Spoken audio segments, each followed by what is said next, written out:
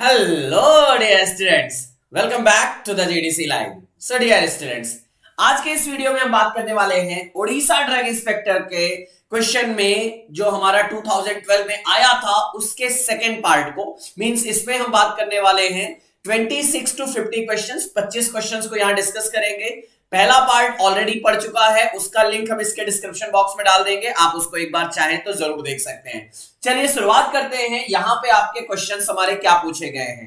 So first question यहां पे आपसे क्या आ रहा है, as per the code of pharmaceutical ethics a registered pharmacist can not do the following except, can not do the following except. अगर इसको देखा जाए तो इसमें समझ में क्या आ रहा है, यहां पूछने का मतलब क्या है, which of the following action a pharmacist can take, क्योंकि can not do the and except दोनों लग गया तो यहां पे पॉजिटिव में आ गया ना।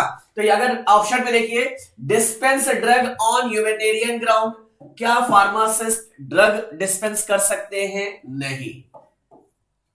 Render first aid, render first aid in emergency, ये फर्स्ट एड है, फर्स्ट एड इन इमरजेंसीज, हाँ जी फर्स्ट एड इमरजेंसी में दे सकते हैं। प्रिस्क्राइब रेमेडीज इन इमरजेंसी, बिल्कुल नहीं, रेमेडीज प्रिस्क्राइब नहीं कर सकते हैं।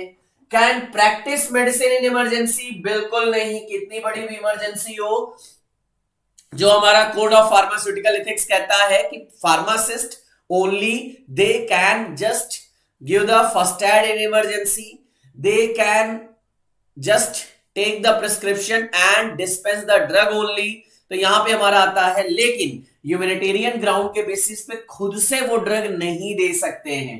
तो आपसे यहां पे क्या बात आ रही है, हमारा राइट आंसर क्या है, B is the correct answer. क्योंकि कोड ऑफ फार्मास्यूटिकल एथिक्स के अंतर्गत हम ये कह सकते हैं कि हाँ, यहां पे जो हमारा फार्मासिस्ट है, फार्मासिस्ट के रोल क्या क्या हो सकते हैं, should not prescribe the medicine, no circumstances any pharmacist can diagnose the disease, in any cases of the accident pharmacist render first aid to the victim, हाँ first aid दे सकते हैं।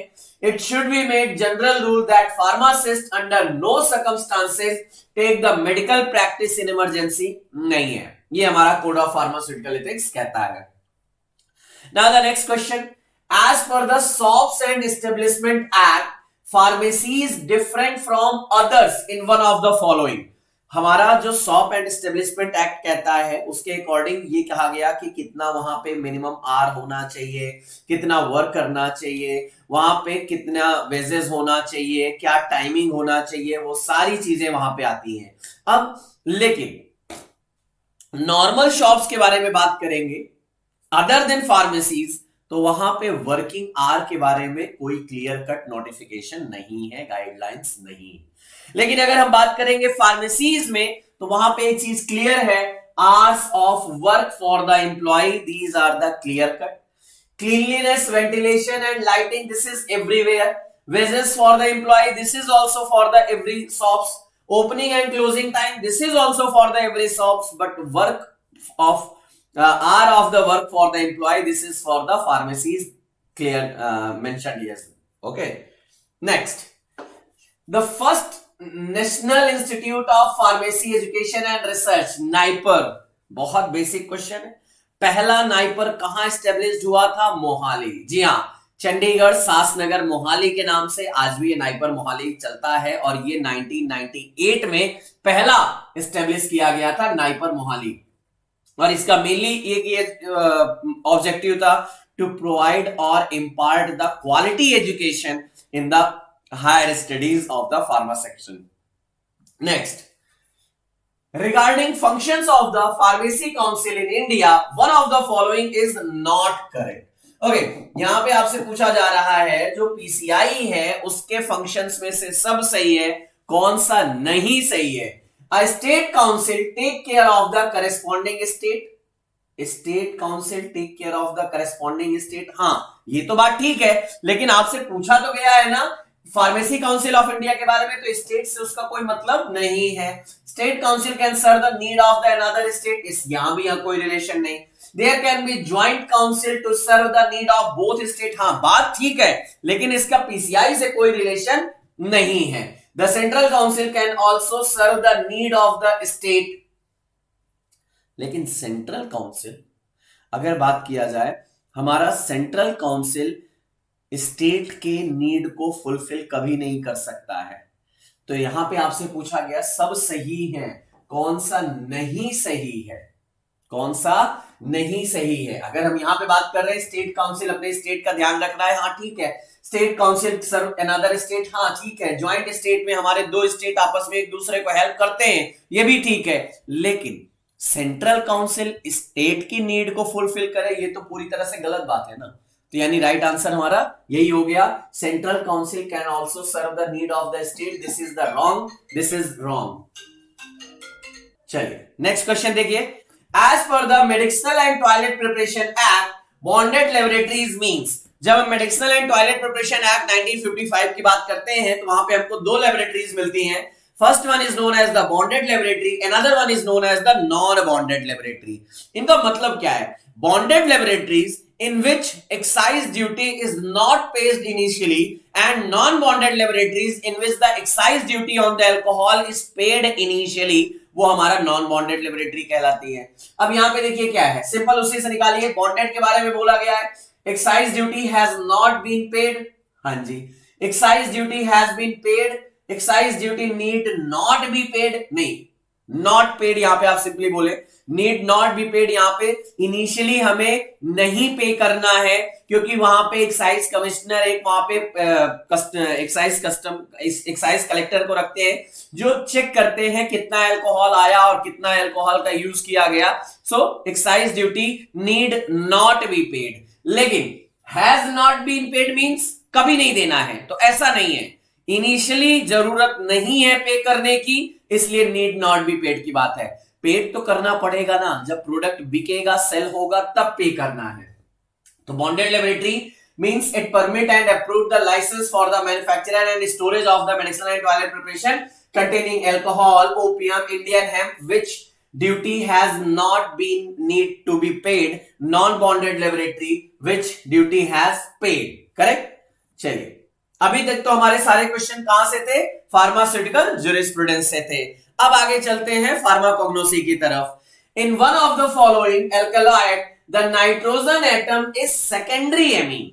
अब देखिए आपके जो डिफरेंट यहां पे केमिकल कंस्टिट्यूएंट या हम बात करें यहां पे डिफरेंट हमारे ड्रग के नाम दिए गए हैं, इनमें किसमें secondary amine derivative nitrogen present है, आपसे ये पूछा जा रहा है। अब अगर बात किया जाए आपके यहां पे देखिए मस्कैलिन, अच्छा मस्कैलिन में जो हमारा नाइट्रोजन प्रेजेंट होता है वो क्या होता है? प्राइमरी एमीन होता है।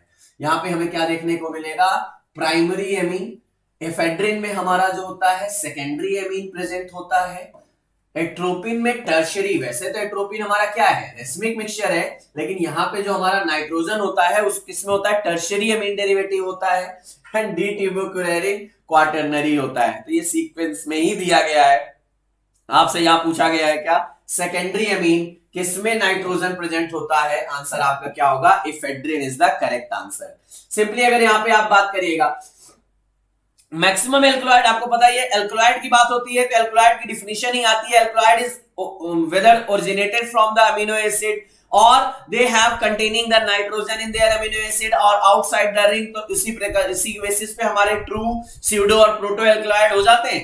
हमने इसके बारे में पढ़ा होगा। यहां पे आपसे वही है कि जितने भी हैं प्राइमरी एमीन्स में मस्कैलिन, सेकेंडरी एमीन हमारा एफेड्रिन हो गया, tertiary amine atropine and quaternary amine का डेरिवेटिव हमारा ट्यूबोक्यूरेरिन क्लोराइड का एग्जांपल आ गया। अब इनसे थोड़े से चीजों को जब आप डिटेल में जा रहे होंगे तो आपको ये चीजें जरूर समझ में आ रही होंगी।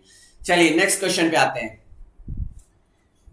एसिएटिकोसाइट्स are present as active constituent in, asiaticosides किस में प्रेजेंट होते हैं? जरा इनके नाम देखें एक बार। नक्स वोमिका, नक्स वोमिका इसका हमारा नाम क्या होता है? Strychnos nux vomica. Chemical constituent यहां पे हमको ब्रूशिन देखने को मिलता है जी। Opium, papaver somniferum, morphine chemical constituent derivative आते हैं। तुलसी, ऑक्सिमम सैंक्टम बात करेंगे, यूजेनॉल आता है। ब्राम्बी, सेंटेला एसिएटिका, नाम ही आ गया, सेंटेला एसिएटिका दैट कंटेन द एसिएटिकोसाइट्स। बिल्कुल करेक्ट है, तो राइट आंसर हमारा क्या हुआ, D is the correct answer. अब अगर आप बात करेंगे नक्स वोमिका में स्ट्रिक्निन एंड ब्रूशिन प्रेजेंट है, आप बात करोगे ओपियम में मॉर्फिन एंड कोडीन है, तुलसी में यूजिनॉल है, ब्राह्मी में एसिडिकोसाइट्स है। देखिए नाम बहुत जरूरी है, इसीलिए बायोलॉजिकल सोर्स बिल्कुल मत छोड़िए, क्योंकि वहां से क्वेश्चन आपके काफी हद तक बनते हैं और उनको एक बार देखिए जरूर। चलिए नेक्स्ट क्वेश्चन की तरफ। Opium is the dried latex obtained by vertical incision of the following part of Papaver somniferum। कहां से जो हमारा लैटेक्स ऑब्टेन्ड होता है, जो हम नस्तर से कट करते हैं, एक्चुअली क्या कट करते हैं, पॉपी।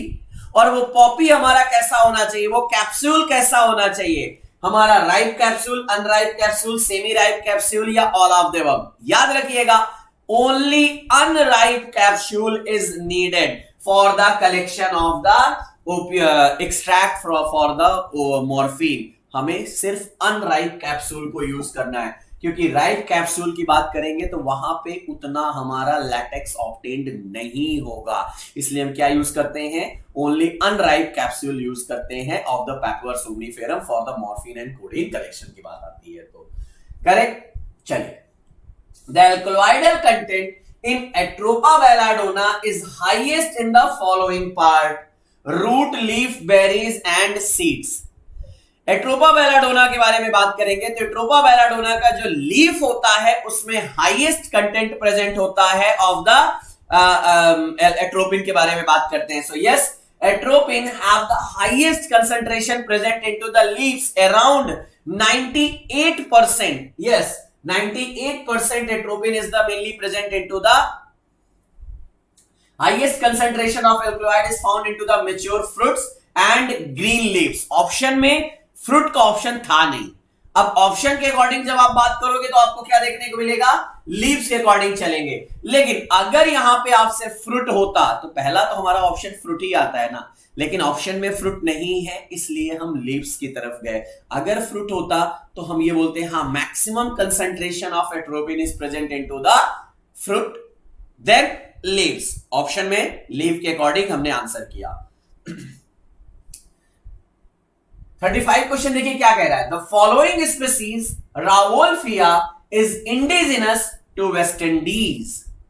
वेस्ट इंडीज का कौन सा है, राउल्फिया के डिफरेंट स्पीसीज हैं, rauwolfia serpentina, rauwolfia vomitoria, rauwolfia nitida, rauwolfia tetraphylla. देखिए राउल्फिया सरपेंटिना इंडियन स्पीसीज है, राउल्फिया वोमिटोरिया के बारे में राउल्फिया निटिडा के बारे में बात करेंगे, ये नॉर्थ ईस्ट में अवेलेबल है।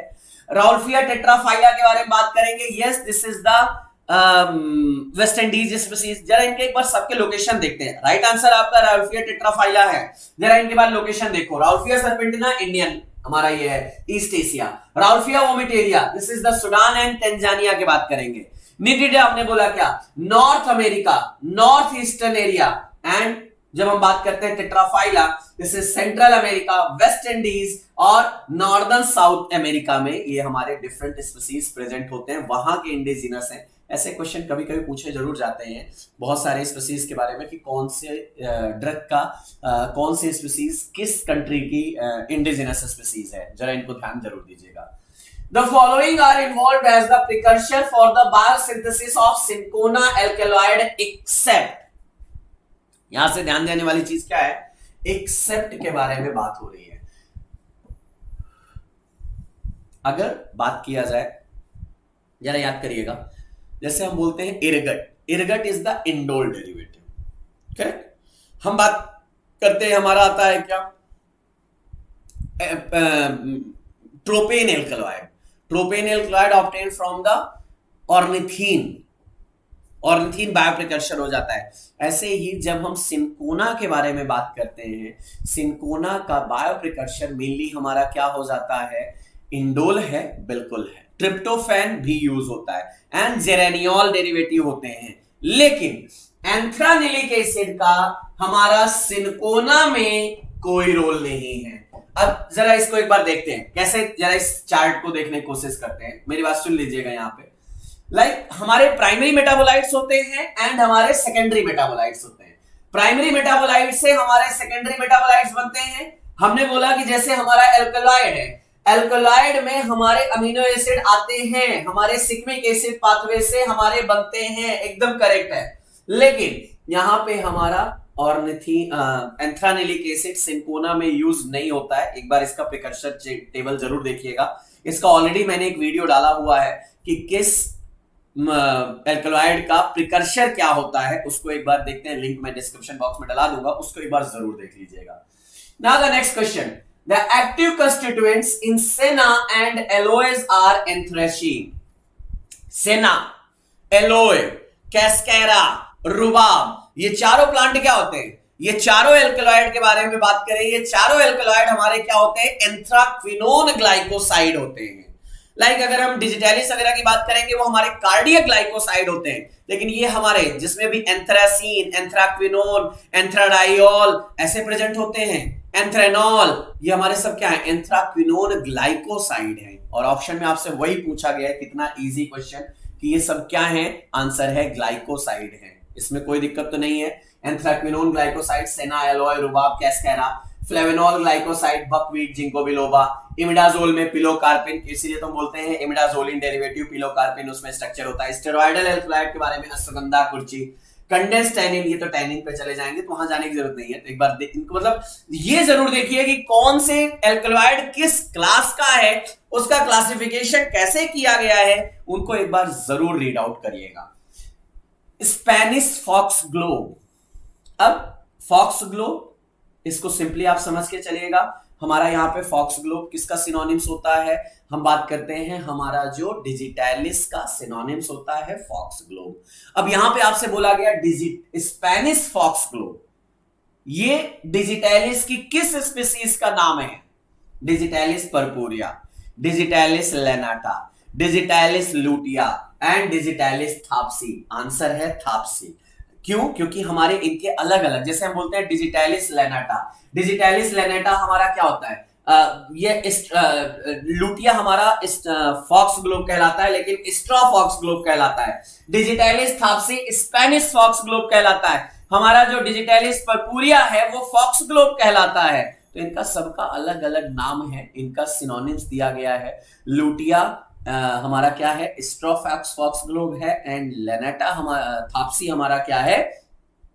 स्पेनिश फॉक्स ग्लोब है। इनके सिनोनिम्स को एक देखे ही होंगे शायद आपने। द बॉटेनिकल नेम फॉर तुलसी, तुलसी का बॉटेनिकल नेम क्या होता है? ऑक्सिमम सैंक्टम, हॉली प्लांट, करेक्ट है। हॉली बेसिल के नाम से हमने इसको सिनोनिम्स देखा होगा।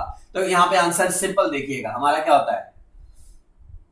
हाँ जी, ocimum sanctum, D is the correct answer. इसमें तो कुछ है ही नहीं है। ऑक्सिमम सैंक्टम्स के लीव्स को यूज करते हैं, लेविटी फैमिली का हमारा ये प्लांट होता है। यूजिनॉल इसमें प्रेजेंट होता है, and small amount of vitamin C भी इसमें देखने को मिलता है। कि सबके देखे जरूर होंगे, यूज जरूर किया गया होगा। The primary metabolite for alkaloid synthesis in plants, alkaloid के सिंथेसिस के लिए प्राइमरी मेटाबोलाइट्स क्या यूज करोगे? Carbohydrate, amino acid, protein, peptide, one and only one amino acid. जी हाँ, अमीनो एसिड से ही तो हमारे एल्कलॉइड बनाए जाते हैं, तो इसमें तो कुछ है ही नहीं है कि जो हमें सोचने की जरूरत हो। Amino acids are used for the alkaloid. इसीलिए देखो क्या हो, इसके एल्कलॉइड को हम बोलते ही क्या है? These are the nitrogen containing compound obtain from the plant and they are derive from the amino acid. तो सिंपल हमारा वहीं से। ट्रू के बारे में बात करेंगे तो nitrogen in the heterocyclic ring and originated from the amino acid. Proto containing nitrogen but not in ring and originated from amino acid. Pseudo they do not originate from the amino acid. तो है तो हमारे इसका amino acid derivative में आ गए ना। चलिए next question. So finally हमारे कोग्नोसी के क्वेश्चन कंप्लीट। आइए देखते हैं, चलते हैं थोड़ा सा स्टैटिस्टिक्स की तरफ। A lubricating cream should possess the following properties except, अगर एक lubricating क्रीम की बात किया जाए तो उसमें सारी प्रॉपर्टी प्रेजेंट होती है, कौन सी नहीं होती है? इट शुड स्प्रेड इजिली, हाँ जी, स्किन पे आराम से स्प्रेड हो जानी चाहिए।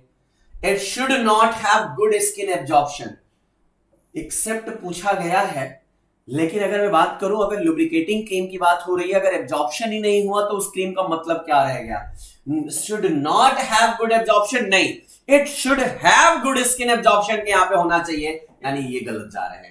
It should not be sticky in nature. जी हाँ, ये बहुत ज्यादा चिपक नहीं जाना चाहिए कि बाद में रिमूवल करने में इसको दिक्कत हो, तो ये तो ठीक है।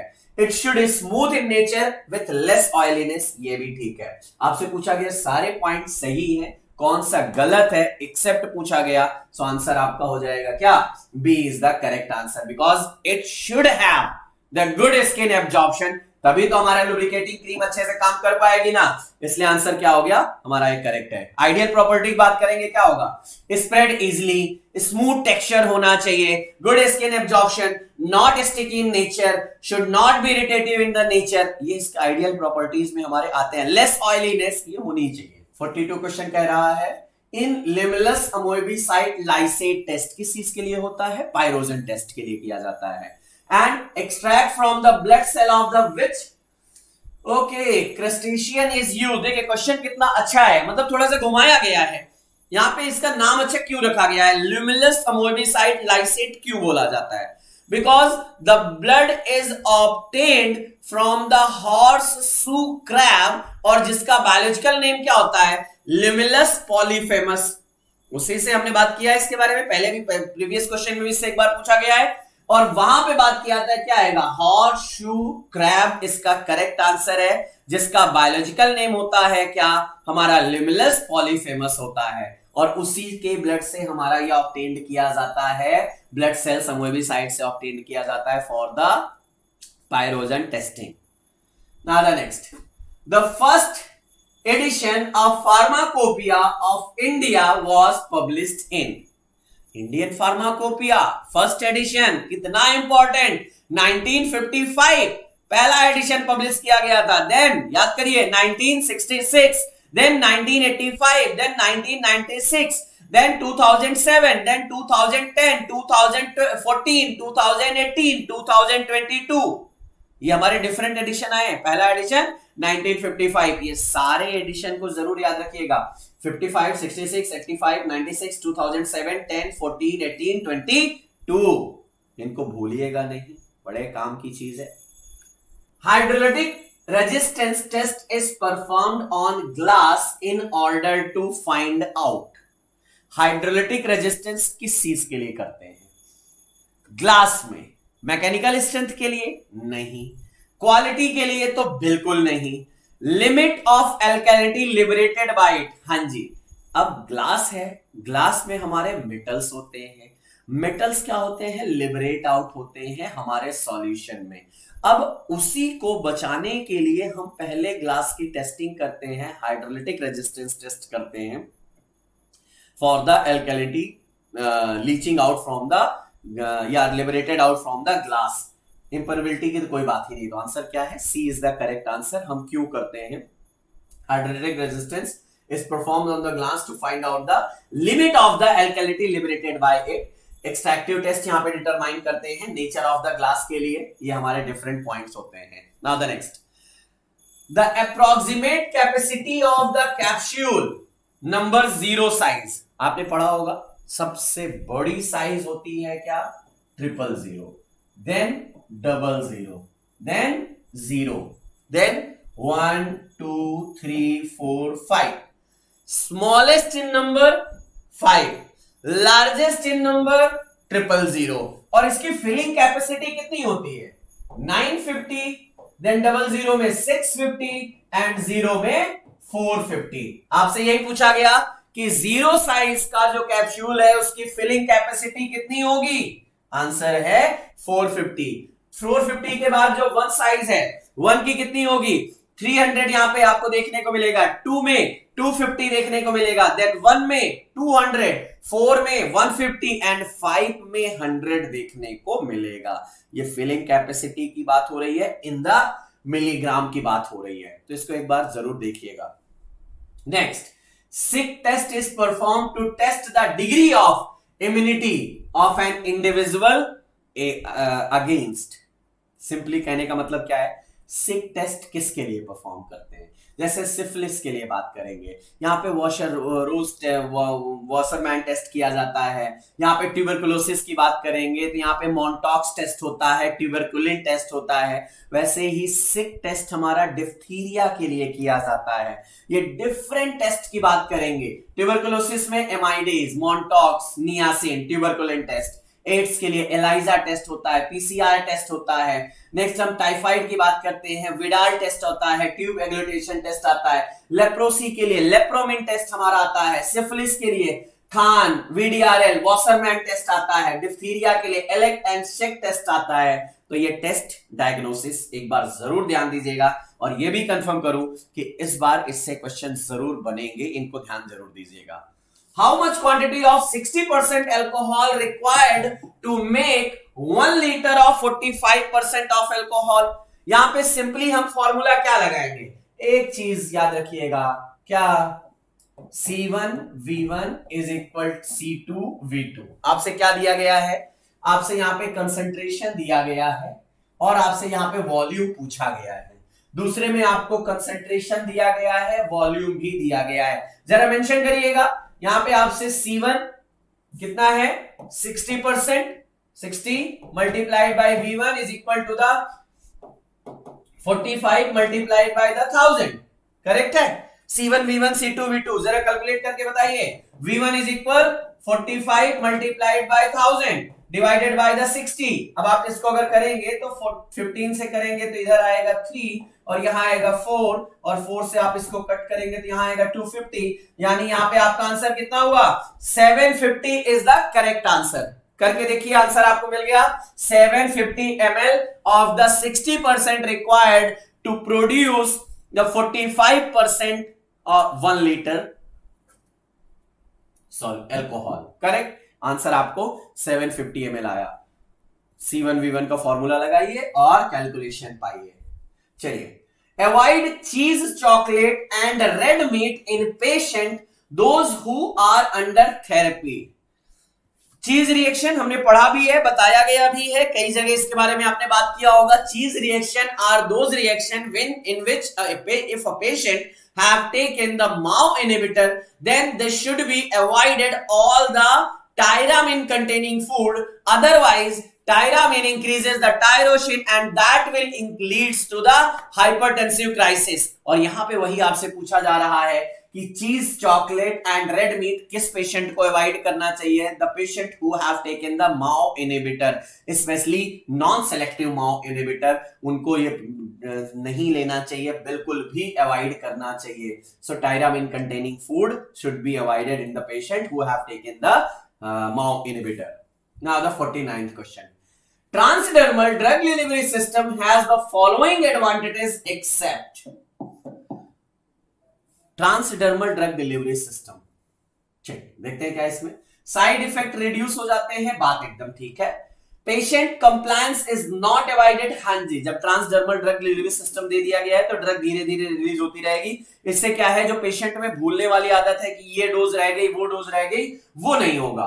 First pass metabolism is not avoided, ये प्रॉब्लम बना रहता है। ड्यूरेशन ऑफ एक्शन इंक्रीज होता है, first pass metabolism is not avoided, ये हमारा एक ऐसा पॉइंट है जहां पे हम इसको इंक्रीज नहीं कर पा रहे हैं। तो सभी कुछ एडवांटेज है, लेकिन ये हमारा एडवांटेज नहीं है। तो आंसर हमारा यही हुआ कि फर्स्ट पास मेटाबॉलिज्म को हम इंक्रीज नहीं कर सकते, वो हमारे लिए यहाँ पे एक प्रॉब्लम वाला चीज अभी भी बना रहता है। तो avoidance of first pass metabolism of drug is not there. Okay, और ये हमारा एक सबसे बड़ा पॉइंट यहाँ पे आता है। ओके, इस वीडियो का लास्ट क्वेश्चन जरा देखिए। Drug which produce malignant hyperthermia. Malignant hyperthermia is the condition when the patient taking any general anesthetic, some of the general anesthetic, then it can increase the muscles contraction as well as the increases the temperature of the body. That such situation will be called as the malignant hyperthermia. And malignant hyperthermia cause करने वाली major drug हमारी क्या होती है, जो हमारी volatile liquid में आती है, लाइक हैलोथेन, आइसोफ्लूरेन, सीवोफ्लूरेन, डेस्फ्लूरेन, यही हमारी ड्रग आती है। ऑप्शन में देखिएगा डायजेपाम, हैलोथेन का आंसर है, हैलोथेन लगाइए, that is the correct answer. Malignant hyperthermia ये कॉज करती हैं। और जरा आपसे मैं कमेंट में एक आंसर जरूर चाहूंगा, the drug of choice for the malignant hyperthermia treatment, पढ़ाया है, बताया है, जरा आंसर करिएगा, कमेंट में देखना चाहेंगे। So malignant hyperthermia, that is the rise in the body temperature due to the muscles contraction when some person taking the general anesthesia. Halothane, isoflurane, sevoflurane, desflurane, ये हमारी ड्रग आती है। So आज के लिए इतना ही। Thank you so much to all of you for watching this video. मिलते हैं नेक्स्ट वीडियो में अगले फर्दर क्वेश्चंस के साथ। Thank you all.